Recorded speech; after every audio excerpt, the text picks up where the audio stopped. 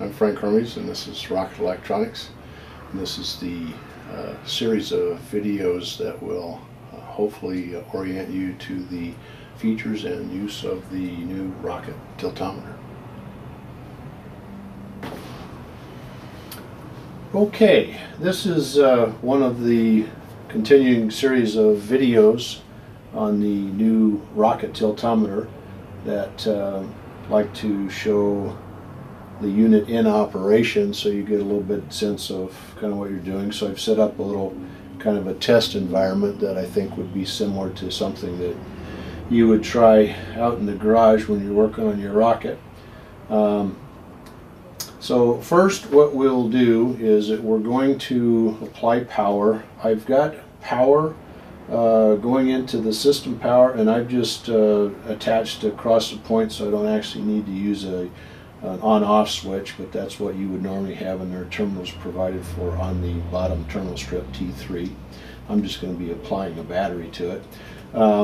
I've attached an indicator lamp to the remote terminals out that represents something that you might have on your rocket, either a LED or a lamp or a sound alert, some audible indicator.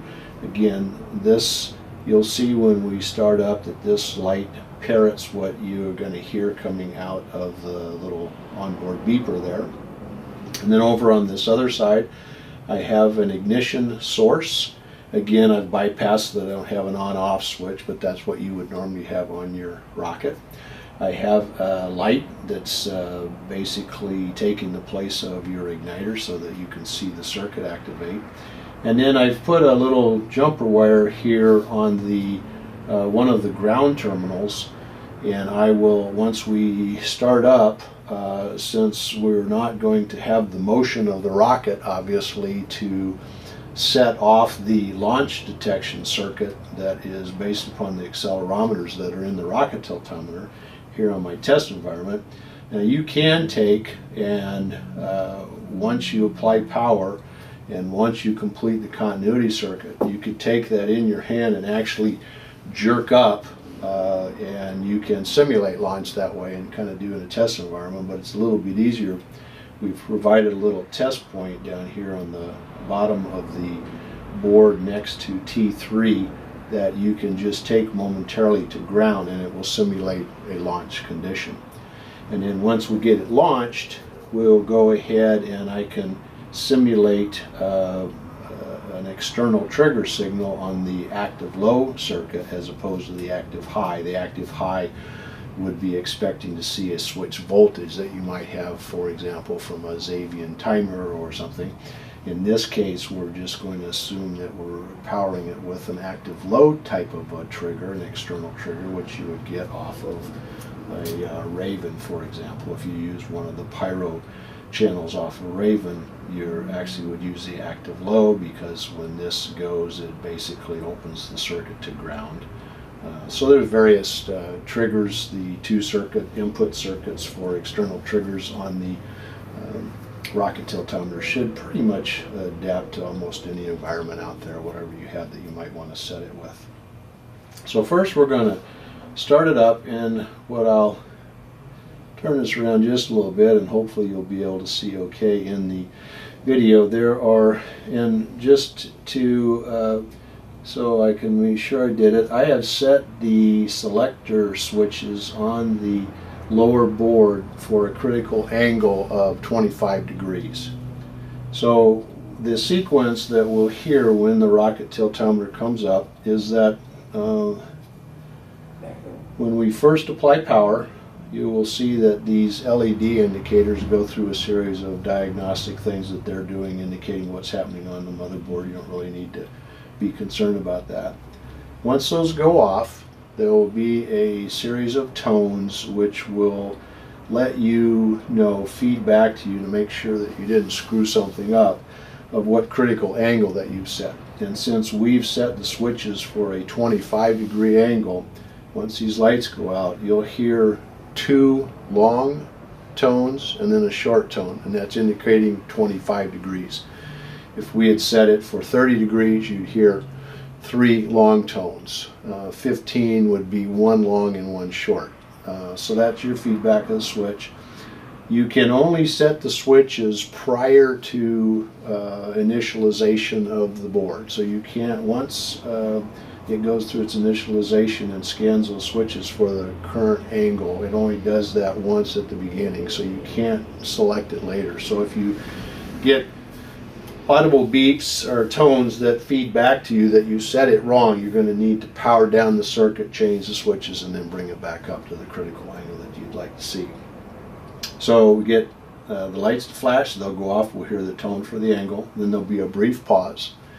And then, since we don't have the ignition circuit activated yet, which you don't want to have until everything gets up, we'll hear 2 short repeating beeps. At that point in time, I'll show you the tilt angle, and you see the other thing that the LED comes on is that if you tilt past that critical 25-degree tilt angle in any direction, we'll get the green LED to come on. It's just feedback for you, so you can kind of play with it and test it.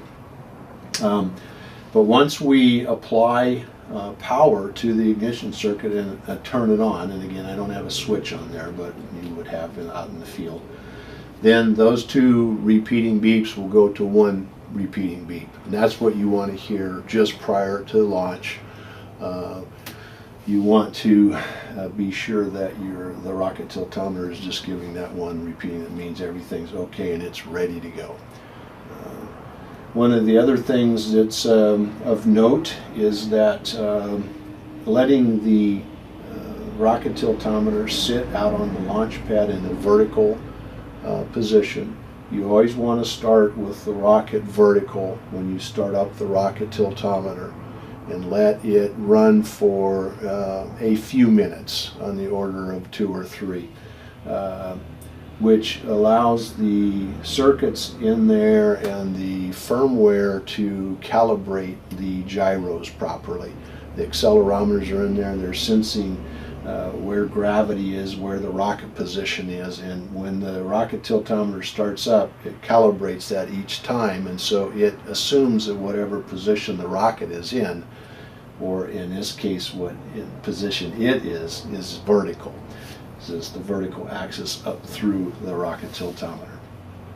So if, for example, you were concerned about wind and you were going to launch at an angle, you'd actually want to have the rocket vertical, start it up, let it calibrate, get everything set, and then once after a few minutes, then you could go ahead and tilt it your 5 degrees or whatever it is, the offset that you wanted to allow for the wind.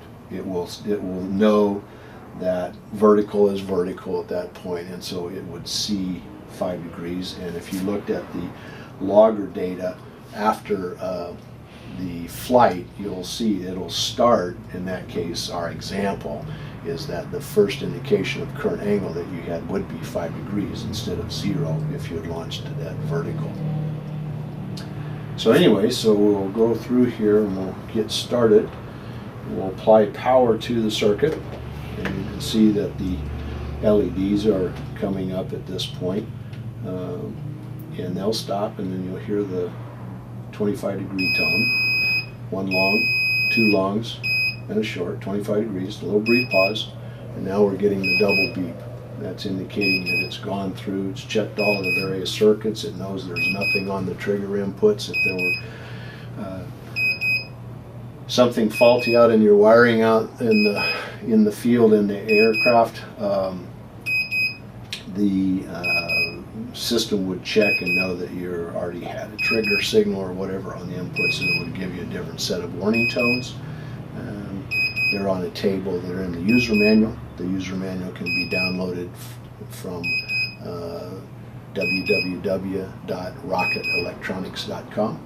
And all this is there. This is just a little graphic. And then you can also see that we're getting the beeps are being repeated effectively on this indicator that would be mounted on your external part of the aircraft somewhere. So now everything's good. We're letting it sit in its vertical position out on the pad. It's been out there, and then as you'll see So we have a 25-degree critical angle set. So when the tiltometer tilts over past that 25 degrees, you'll notice that the little LED comes on. And that's just so you can play with it. And as you'll note, relative to the z-axis in any direction, you're exceeding the critical angle. If you, for example, if you were not in this mode, because you can't, until the thing's launched, you can't fire ignition. But if we were in the rocket, and right now we have not exceeded critical angle, and if we were to get an ignition trigger, assuming everything was else up to speed, in this situation we would ignition would be permitted. But if you were in a situation where the critical angle had been exceeded and you received an ignition call, you would inhibit ignition. There would be no ignition that would occur. So anyway, so that's just to kind of demonstrate the operation. And right now the accelerometers are still in the circuit. They're still calibrating the gyros. Everything's nice. Once we put continuity on, okay, so in essence now we're simulating that we are applying power to the ignition circuit and that we have an igniter in place. And once we do that, the rocket tiltometer goes to a single beep, and you can see it's being shown out on the remote indicator. And so again, now the rocket is sitting on the pad. This is what you want to hear. Single beeps, everything's just fine. So right now we're going to go ahead and simulate launch by just taking ground, and I'm just touching it to the test point down there. And at that point now the rocket thinks we're launched. You'll note that now the little logger data card LED indicator is running, which indicates that the data is being logged out to the micro SD card. It still thinks that it's launched.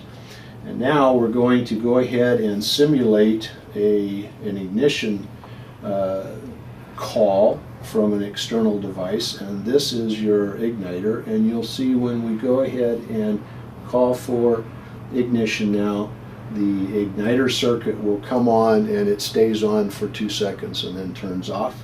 So we're going to go ahead. Oh, and I'm sorry, also when we launched, we turned off the beeper and indicators because at this point nobody cares. We're launching rockets, so we're just trying to conserve power at this point. So there's nobody to hear it or see it. So we're launched, it's going.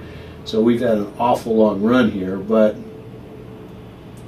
there's an external trigger applied. We had 2 seconds of ignition, and the data logger has captured all of that, and it will continue to run for 2 minutes of flight time, and then it will shut off also to conserve power at that point.